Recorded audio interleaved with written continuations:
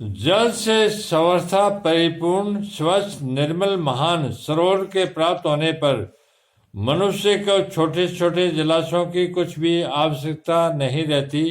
कारण कि छोटे से जलाशय में अगर हाथ पैर धोए जाए तो उसमें मिट्टी धुल जाने से वह जल स्नान के लायक नहीं रहता, और अगर उसमें स्नान किया जाए तो वह जल कपड़े धोने के लायक नहीं रहता, और यदि उसमें कपड़े धो जाए तो वह जल पीने के लायक नहीं रहता। परंतु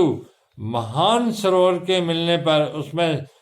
सब कुछ करने पर भी उसमें कुछ भी फर्क नहीं पड़ता, अर्थात उसकी स्वच्छता निर्मलता पवित्रता वैसी की वैसी बनी रहती है। ऐसे ही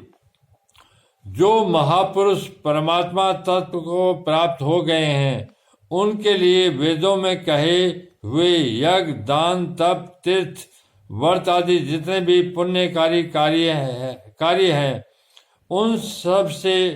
उनका कोई मतलब नहीं रहता, अर्थात वे पुण्यकारी कार्य उनके लिए छोटे छोटे जलाशयों की तरह हो जाते हैं। ऐसा ही दर्शान आगे 17वें श्लोक में दिया गया है कि वह ज्ञानी महात्मा समुद्र की तरह गंभीर होता है, उसके सामने कितने ही भोग आ जाएं पर वे उसमें कुछ भी विकृति पैदा नहीं कर सकते। जो परमात्मा तत्व को जानने वाला है और वेदों तथा